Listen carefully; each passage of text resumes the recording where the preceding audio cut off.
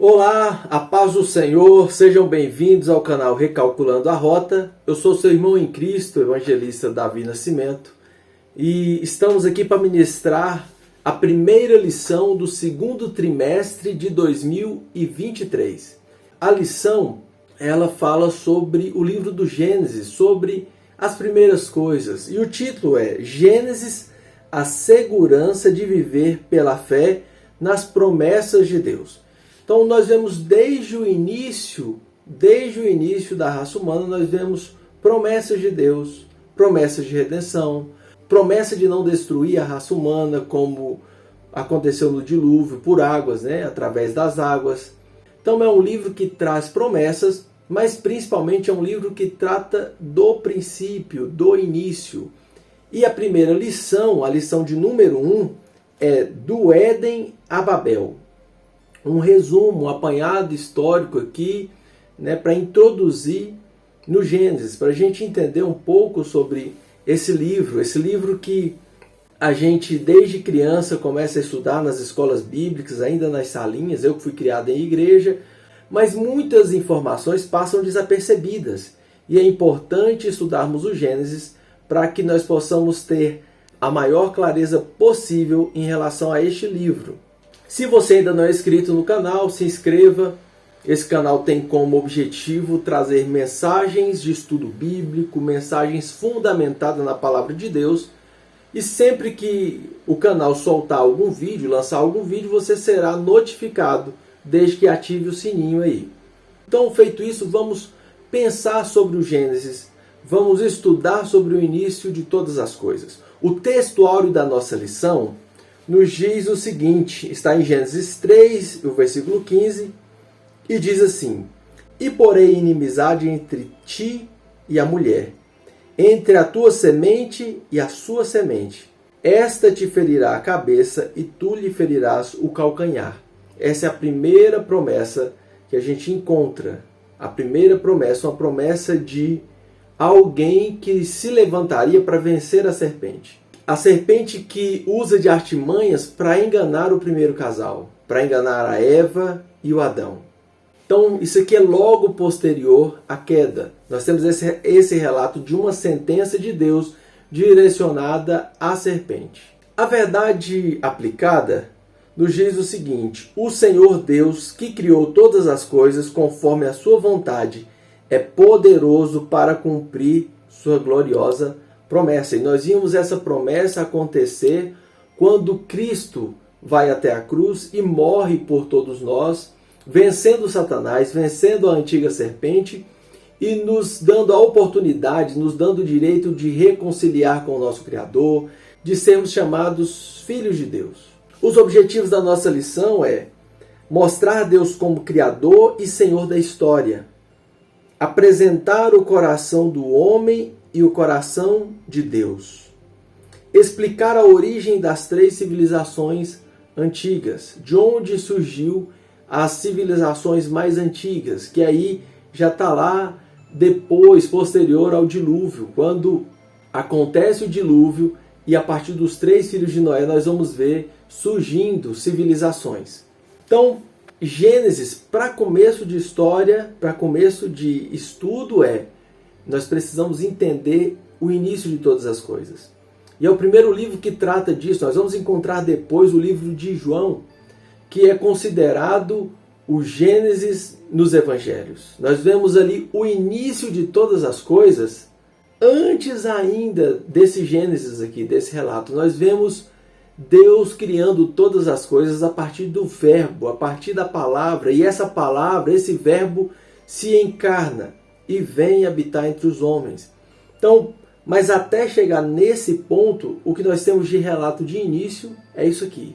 Nós temos no livro de Colossenses, o apóstolo Paulo dizendo que por meio dele, através dele, todas as coisas foram criadas. O livro de Hebreus, a carta aos Hebreus também nos diz que todas as coisas foram criadas através do Filho de Deus, por meio dele. Mas nós conseguimos ver já um lampejo, já ver com clareza, com definição, onde todas as coisas se iniciaram, onde todas as coisas começaram. E nós vamos entender Qual a importância disso? O porquê é tão importante entendermos isso? Ainda mais num tempo como os dias de hoje, onde as pessoas tentam criar diversas teorias para excluir um Deus. E nós vamos adentrar nisso daqui a pouco. O texto de referência está em Gênesis 1, do versículo 26, 27, 28 e o 31, que diz assim: E disse Deus, façamos o homem à nossa imagem, conforme a nossa semelhança, e domine sobre os peixes do mar, sobre as aves do céu, e sobre o gado, e sobre toda a terra, e sobre todo réptil que se move sobre a terra. E criou Deus o homem à sua imagem, a imagem de Deus o criou, macho e fêmea os criou. Deus os abençoou e disse-lhes: frutificai e multiplicai-vos, e enchei a terra, e sujeitai-a, e dominai sobre os peixes do mar, sobre as aves do céu, e sobre todo animal que se move sobre a terra. E viu Deus tudo quanto tinha feito, eis que era muito bom. E foi tarde e manhã, o sexto dia. Quando a gente pensa em história do início de todas as coisas, porque eu sei que é uma pergunta que permeia os nossos pensamentos constantemente, da raça humana no geral. De onde viemos? Qual o propósito de estarmos aqui? Essas são as perguntas mais básicas para um ser humano. De onde nós viemos? De onde surgiu a ideia de ser humano? De onde surgiu isso aqui? E por que estamos aqui? Qual o propósito de estarmos aqui? Essa é uma pergunta que sempre esteve dominando a mentalidade dos seres humanos. Sempre esteve presente. Sempre incomodou esse tipo de pergunta. Qual o propósito de estarmos aqui? Quem nos colocou aqui? E como eu disse, nós temos algumas tentativas de explicação. E não é de agora as tentativas são antigas. Hoje nós temos aí algumas teorias, uma específica, a teoria humanista e a evolução, o método naturalista, né, que tenta explicar as coisas a partir de um acaso. As coisas foram surgindo meio que sem intenção alguma e chegou onde estamos. E eu nunca vi ninguém produzir nada pelo acaso, ao acaso. Eu tenho aqui esse fone, um fone de ouvido. Se eu falasse para você que, do nada, houve uma certa explosão e surgiu isso aqui, quem acreditaria? Qualquer pessoa diria que eu sou maluco. Isso aqui foi pensado por alguém. Isso aqui foi projetado por alguém para uma finalidade. Qualquer coisa. Um grampeador, algo muito simples. Se eu disser que isso aqui foi criado a partir de um acaso, ou a partir de uma colisão, ou de algo que se expandiu e ao longo do tempo veio e formou esse grampeador, algo tão simples. Tem grampos aqui, eu aperto e ele vai prender. Normalmente a gente usa para grampear papéis. As pessoas diriam, você está maluco, não tem como isso ter vindo do acaso. Mas algumas pessoas insistem em dizer que veio do acaso. E a maior motivação para isso, nós vivemos em um mundo, em um tempo onde as pessoas querem acreditar que Deus não existe. Porque as explicações mais antigas, na Grécia, em Roma, né, as pessoas sempre vinculavam o início de todas as coisas a partir de uma divindade. Né? Sei lá, eu não sou muito bom em mitologia grega, mas a gente tem lá o panteão, né, de deuses gregos, e aí tinha um deus que criou o raio, tinha um deus que criou uma coisa, que criou outra coisa, e nós temos diversas explicações nas tradições antigas, nas histórias antigas, de surgimento das coisas a partir de um ser divino. Essa coisa de tirar o ser divino do processo de criação só acontece mais recentemente nessa tentativa de algumas pessoas que tentam tirar Deus da história, de tirar Deus da vida do ser humano.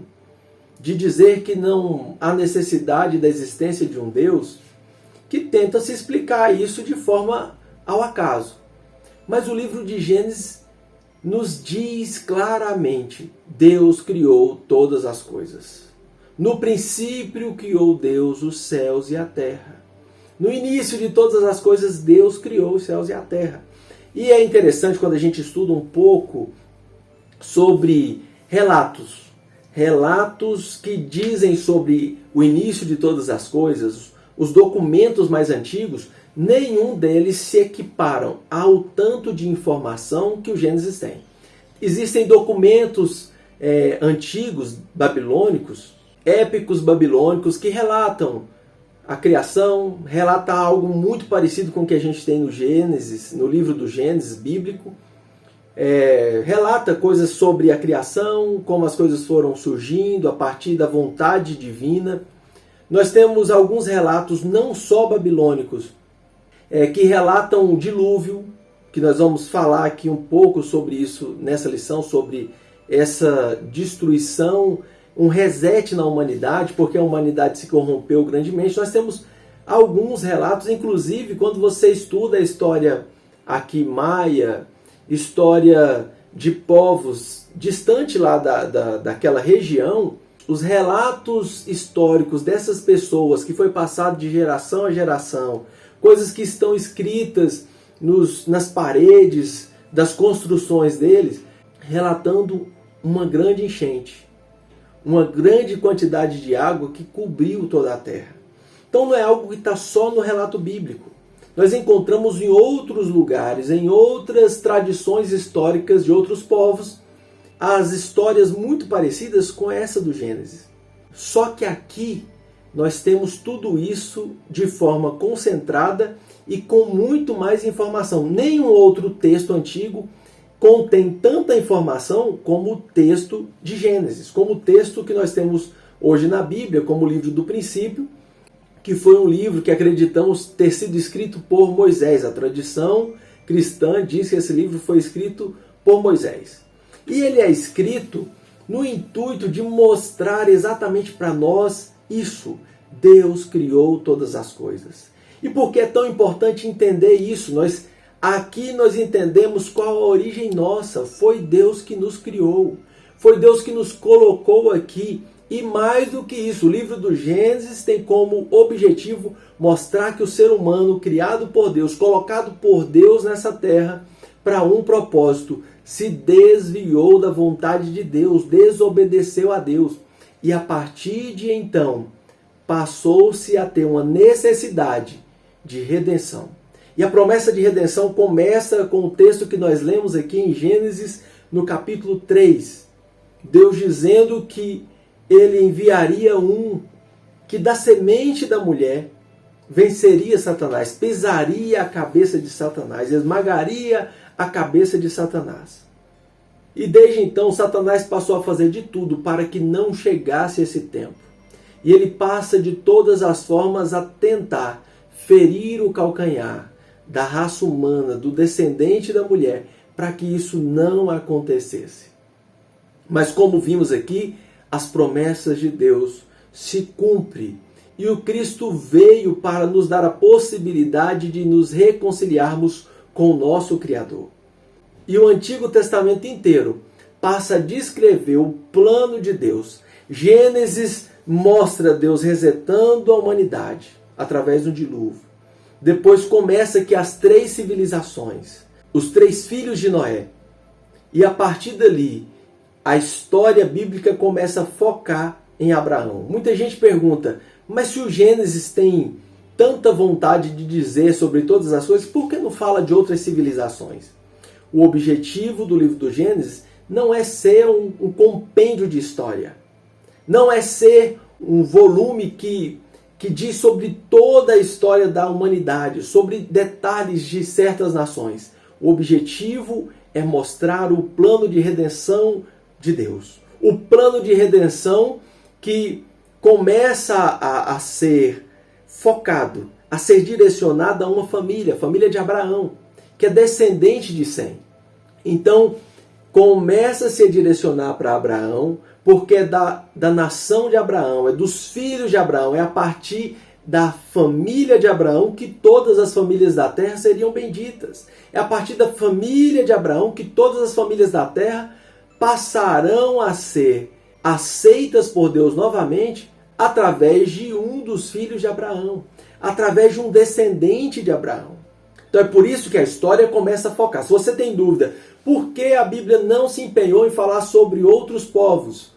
Porque o objetivo era mostrar o plano de Deus, a história de Deus em direção ao encontro do ser humano, a reconciliação do ser humano com Deus. E aí o Gênesis tem essa importância de mostrar que Deus criou todas as coisas. O ser humano que foi criado por Deus pecou. E a partir de então foi feita uma promessa. E essa promessa passa a ser desenhada e ser relatada a partir do Gênesis, ali a partir da família de Noé, vai demonstrando como Deus foi desenrolando essa história, a ponto de ir cumprindo cada item, fazendo promessas e cumprindo, até cumprir a principal promessa, que é a vinda do Messias. Então vem depois o Cristo. Isso precisa ser muito bem estabelecido na nossa mente para entender a Bíblia, para entender o propósito das Escrituras. E a partir do momento em que o Cristo vem, que é a encarnação do Filho de Deus, o Verbo se faz carne, e esse Cristo vem como uma boa notícia, que é o que nós chamamos de Evangelho, ao processo de crucificação e ressurreição do Filho de Deus. E a partir desse momento, onde o Filho de Deus, o Cordeiro sem mancha, que é representado lá no Éden, quando o ser humano peca, quando o ser humano erra e se percebe nu, um cordeiro é morto, um animal é morto, para que possa produzir vestes e o ser humano possa se tampar da sua vergonha. Então esse cordeiro é morto lá na cruz do Calvário, para cobrir os nossos pecados, para nos vestir e tampar a nossa vergonha. A partir de então nós somos considerados justos. O processo de justificação é estabelecido através do Cristo, do Filho de Deus. Então a gente só entende a necessidade do Cristo vir, um homem justo, o Filho de Deus, o Verbo de Deus encarnado, e morrer no nosso lugar, mesmo sem pecado algum. E Deus o ressuscita e o glorifica, porque ele de fato venceu todas as coisas. E é por causa dele que nós temos a oportunidade de vencer também. Tudo isso está relatado para nos trazer esperança. E começa trazendo a consciência para nós, lá desde o início. A criação, a queda, a promessa e essa promessa se cumprindo. Hoje nós já estamos vivendo em um tempo onde nós estamos propagando essa promessa. É o tempo da igreja. É o tempo da igreja, é o tempo de anunciar todas essas coisas. E para isso nós temos a palavra de Deus.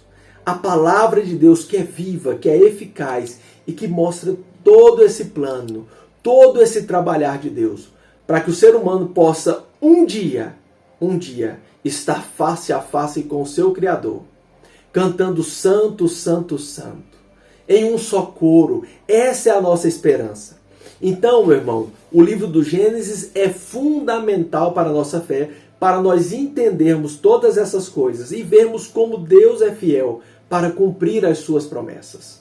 Nós lemos a Bíblia e gostamos de trazer para o lado pessoal, para a nossa história, mas não se trata só da minha história, se trata da história de toda a humanidade. Se trata da história de toda a humanidade, porque quando eu olho e acho que a Bíblia é só para mim, eu penso que eu não tenho a obrigação ou o dever de anunciar essas coisas para os que ainda não entenderam que eles estão caídos, estão mortos em seus delitos e pecados. E é a partir do momento que eu entendo que isso não é só para mim, que eu me movimento, que eu me esforço para propagar essa mensagem de boa nova, essa boa notícia. Amém? Então, feito essa explicação aqui introdutória, que eu acho de extrema importância para a gente entender o princípio, porque como a gente vai ter um bom final, um bom entendimento de um final, se a gente não entende o princípio?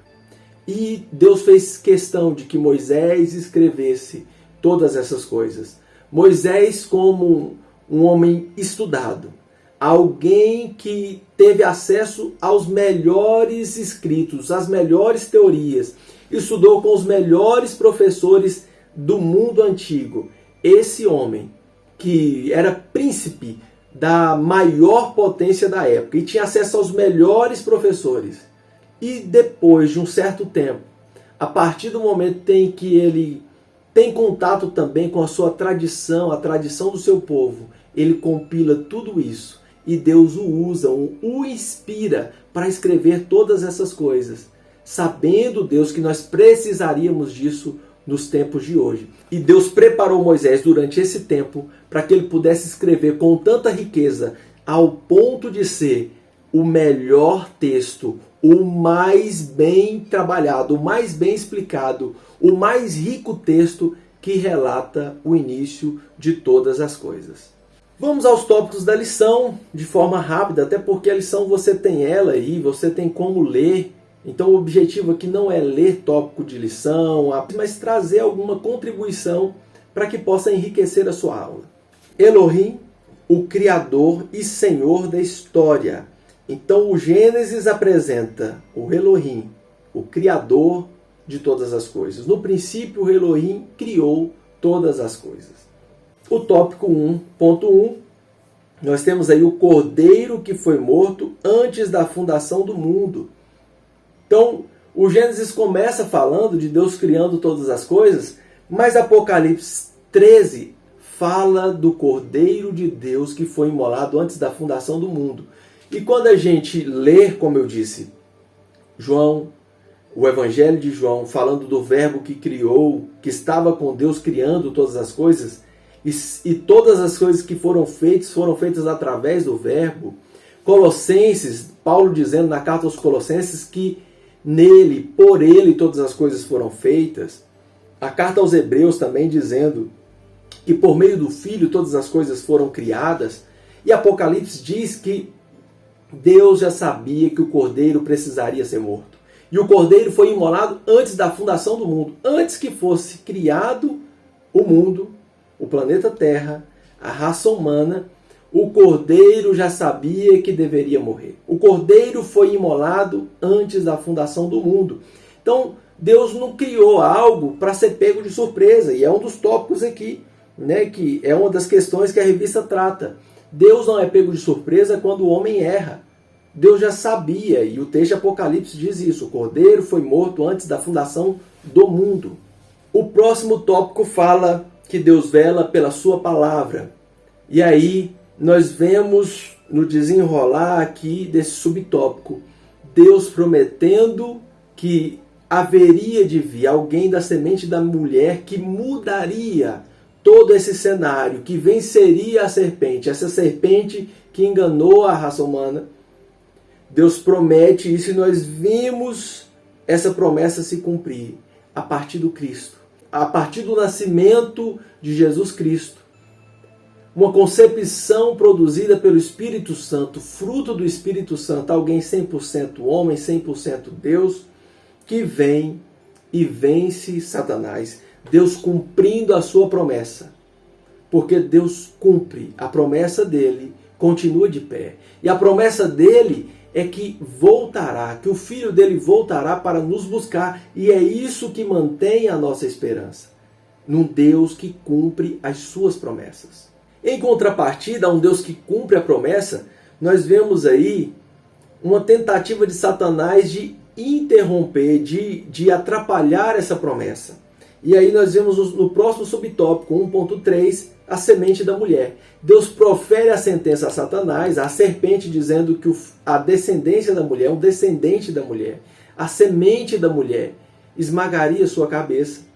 E ele passa então a perseguir. E uma coisa muito clara que o comentarista traz aqui é a perseguição de Faraó contra os homens, os meninos do sexo masculino, dos descendentes de Abraão, do povo dos israelitas. E aí a gente precisa entender que apesar de Faraó estar fazendo isso, a gente vê posteriormente quando fica claro, através dos magos do Oriente que vêm visitar quando Cristo já nasceu. É um pequeno menino e vem magos do Oriente trazendo presentes ao novo rei que nascia, porque a estrela brilhou no Oriente e apontava, dizendo que havia nascido um rei. E eles vêm seguindo a estrela até chegar em Jerusalém. E aí se descobre que o Messias deveria nascer em Belém, o Herodes, que está no trono naquele tempo. Alguém que conhecia as promessas de Deus. Apesar de ser alguém filho de uma mulher judia, de uma mulher israelita, o pai não era, e ele está no poder com medo de perder o trono, ele tenta impedir que o Cristo, que esse novo rei, continuasse vivo, e ele manda matar todas as crianças também, do sexo masculino, todos os meninos, de 0 a 2 anos. E da mesma forma o faraó tenta fazer isso aqui. Só que Deus é fiel para cumprir as suas promessas. A gente vê uma ação humana, mas como o apóstolo Paulo fala, a nossa luta não é contra carne nem sangue. Enquanto a gente vê carne e sangue trabalhando aqui, nós que temos discernimento espiritual entendemos que havia uma ação de principados e potestades. Assim como hoje, principados e potestades tentam de alguma forma nos impedir, nos atrapalhar. Toda vez que alguma coisa tenta nos parar, e a gente fica um tanto chateado com o posicionamento de pessoas, a gente fica irado, fica triste, fica bravo com pessoas, com posicionamento de pessoas que tentam nos parar, nós estamos lutando contra o inimigo errado, porque nós não lutamos contra carne nem sangue, mas sim contra principados e potestades. Então toda vez que iramos contra pessoas, que ficamos tristes, magoados com pessoas, nós estamos perdendo a batalha, porque estamos lutando contra os agentes errados. Próximo tópico, o coração do homem e o coração de Deus. Após a queda, o que a gente vê é o ser humano se degradando. Nós vemos o primeiro assassinato da terra, o mal no íntimo do homem, que é o primeiro subtópico aqui. Nós vemos a maldade no coração do homem. Nós vemos alguém que tem a capacidade de matar o seu irmão. E nós percebemos o quanto esse homem estava obstinado a matar, que nem a palavra do próprio Deus a ele foi capaz de mudá-lo de ideia. Muitas vezes nós ficamos assim, preocupados com algumas situações ou tristes com algumas situações e pensa, mas se eu tivesse pregado, se eu tivesse falado para aquela pessoa, talvez ela não teria feito. Sim, talvez ela não teria feito. Mas nem todo mundo que erra, que peca, que comete uma maldade, uma atrocidade, não é por falta de conhecer a verdade. Não é por falta de conhecer o que deve ou não fazer. No Éden, os pais desses rapazes aqui sabiam, Deus tinha dado ordens claras a eles, o que eles deviam e não deviam fazer, e eles desobedeceram. Nós aprendemos que Deus respeita as nossas escolhas. Só que as nossas escolhas vão levando a gente para situações piores. Começa lá desde o início. Desde que o Adão e a Eva escolheram mal, a raça humana vem caminhando a escolher cada vez mais mal. E nós percebemos isso através dos seus filhos. Desse homem aqui, do Caim, que vai lá e mata o seu irmão. Mesmo Deus tendo pregado para ele, dizendo, olha só, Caim, eu estou vendo que seu semblante está entristecido. Eu estou vendo ódio no seu semblante. Eu estou vendo que você está a ponto de cometer alguma coisa que vai te fazer arrepender depois. Tome cuidado, o pecado está à porta. Foi Deus que pregou para ele. Não foi nenhuma outra pessoa. Foi o próprio Deus. Então o ser humano, quando ele está já nessa condição de caído, nem a palavra do próprio Deus às vezes é capaz de mudar essa pessoa de direção. E nisso nós percebemos o quanto a maldade está enraizada no coração do homem que se distanciou de Deus. Alguém que se distanciou de Deus, a maldade apodera tanto do coração dessa pessoa que ela é incapaz de ouvir as palavras do seu Criador. A coisa foi se degradando tanto e nós vemos o Lameque banalizando a morte, e chegar ao ponto que está aqui no tópico 2.2, a tristeza no íntimo de Deus. Deus chega a se arrepender de ter feito a humanidade, de ter feito o homem, e resolve destruir tudo. Mas ele ainda dá uma chance, porque é um Deus de graça, é um Deus de misericórdia, de compaixão, e ele encontra em Noé, em uma família, a oportunidade de reconstruir todas as coisas através dessa família. E ele envia um grande juízo, que é o próximo subtópico. Ele envia o dilúvio e destrói todas as coisas. Enquanto Noé está construindo a arca, existem pessoas zombando, que Noé estava sem juízo, havia perdido o juízo. Mas Deus, por meio da vida daquele homem, dá a oportunidade para a raça humana reiniciar. E a bênção que foi ministrada a Adão para povoar toda a terra, ele ministra essa bênção a Noé e seus filhos. Frutificai, multiplicai, enchei a terra. Vão, encham a terra. Porque o Deus que nós servimos é um Deus que sempre nos dá novas oportunidades. O último tópico, a origem das 3 civilizações. A partir de Noé e dos seus filhos, nós vemos a história ser reconstruída, ser reestabelecida, e nós percebemos lá no relato do livro do Gênesis como que foi dividido esses povos. Uma terra reiniciada, Deus dá a oportunidade do ser humano começar tudo de novo. E aí nós temos as 3 civilizações. Os filhos de Sem, que é de onde vem a família de Abraão, que são os semitas, as nações semitas. Nós temos a família de Jafé, que é um povo com uma história de expansão, é um povo que já começou a andar um pouco mais longe. E nós temos os filhos de Cã, que são as pessoas que povoaram a terra de Canaã. Aquele povo que estava antes de Abraão chegar ali, são os filhos de Cã. E por último, nós temos aí Babel, a grande confusão, que é o momento em que as pessoas se unem. Se unem para construir uma cidade que chegasse até os céus. O objetivo era conquistar os céus, chegar aos céus através dos seus esforços. Era construir algo tão grandioso para dizer: nós não precisamos de Deus. Nós somos tão grandiosos que não precisamos de Deus.